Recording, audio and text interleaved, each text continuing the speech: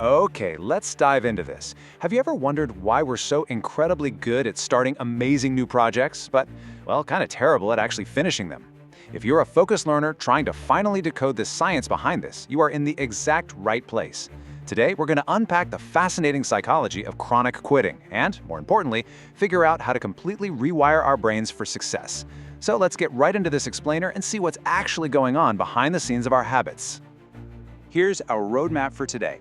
We'll start with the 90% trap, then break down exactly what shiny object syndrome is. After that, we'll look at the emotional cycle of change, uncover the hidden costs of quitting, and finally, I'm going to arm you with 5 totally actionable brain cheat codes. All right, Section 1, the 90% trap. Before we get into the heavy science, I want you to think really honestly for a second.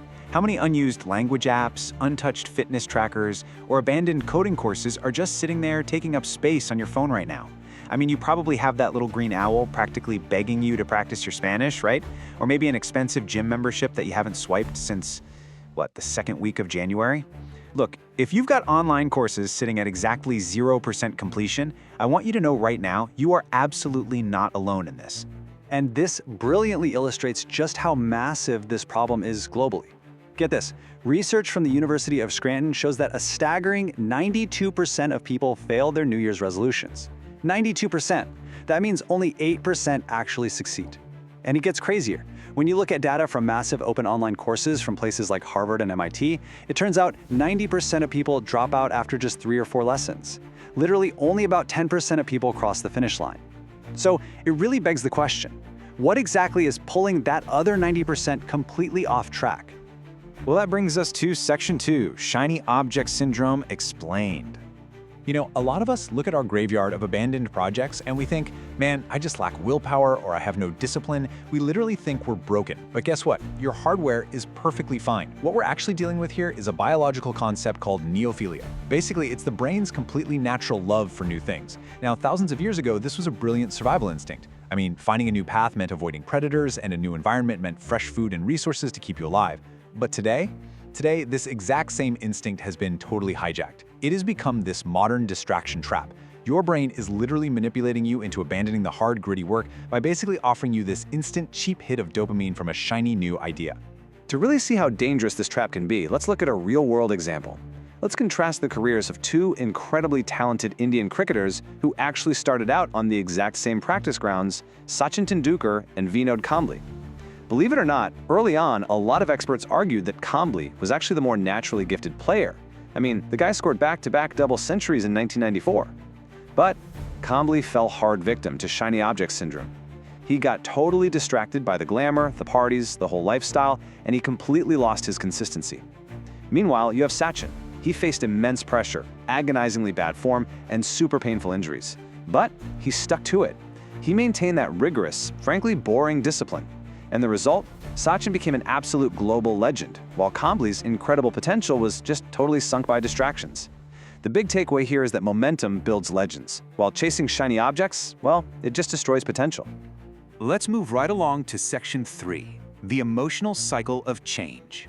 Let's see how this builds, step by step. Stage 1 is uninformed optimism.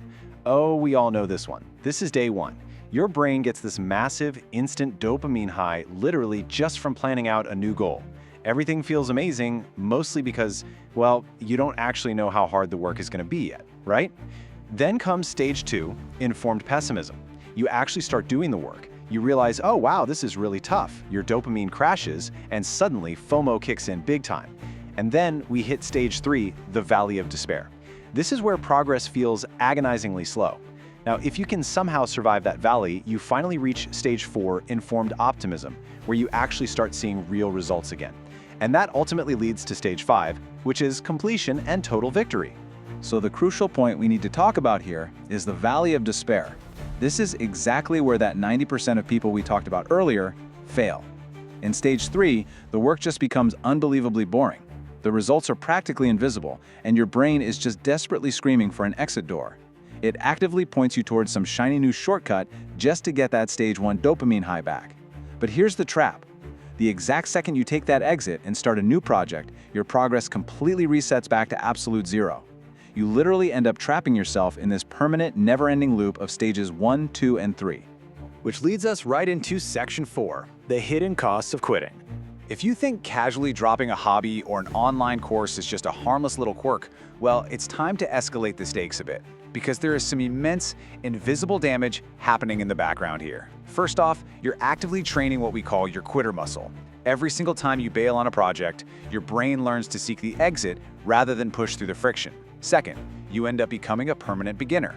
You learn a tiny bit about a dozen different things, but you never develop any real, market-valued expertise. Third is the massive debt of half-finished dreams. I'm talking thousands of dollars and countless hours just entirely wasted on unfulfilled potential. Fourth, you start confusing motion with momentum.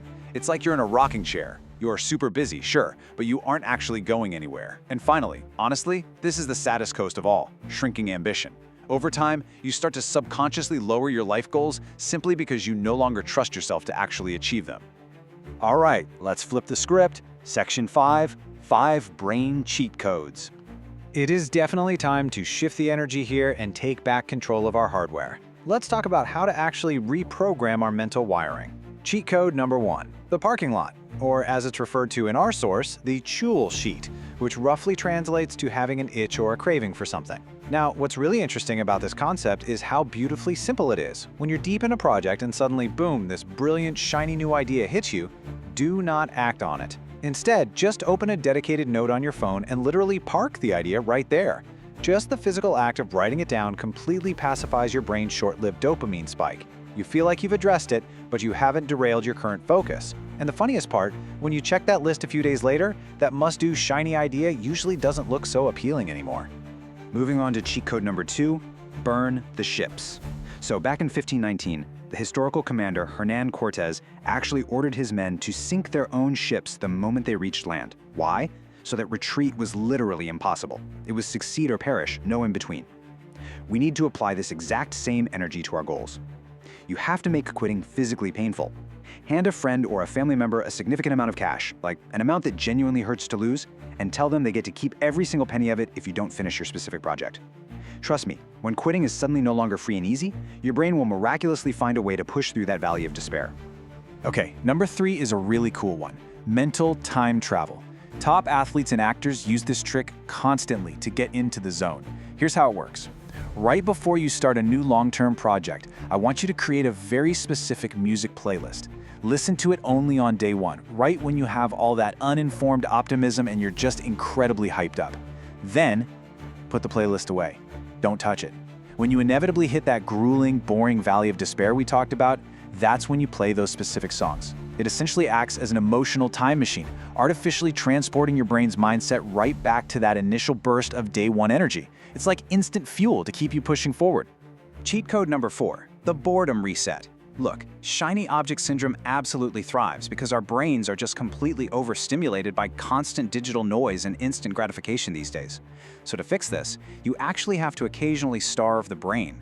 I challenge you to take just 1 day a week, or hey, even just half a day to start, and do a complete technology detox. I'm talking no phone, no internet, absolutely no screens. Just allow yourself to be incredibly painfully bored. I know, it sounds scary, but when you intentionally reset your brain's baseline for stimulation, suddenly, those difficult, boring projects you've been avoiding, they'll magically start feeling exciting and deeply fulfilling again. And that brings us to our final cheat code, rebuilding the finisher muscle.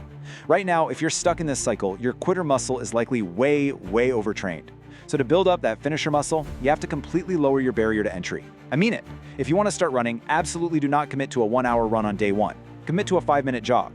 Don't commit to writing an entire book. Commit to writing literally just 3 bullet points. The goal right now isn't the physical output itself. The goal is to fundamentally shift your identity. You need to prove to your brain that you are capable of finishing ridiculously small tasks. Do that, and you will absolutely build the muscle required to finish the massive ones. I want to leave you today with this incredibly powerful thought. The world claps for starters, but history is written by finishers. We really need to stop getting addicted to that cheap applause of day 1. So here's my challenge for you. Pick just one single goal you've abandoned because of shiny object syndrome, and commit right now to seeing it through that awful valley of despair. Become part of that elite 10%. Write your own history. Just ask yourself, what kind of incredible things could you actually accomplish if you just decided to never, ever quit again? Thanks so much for diving into this explainer with me today. Keep focused out there and keep finishing.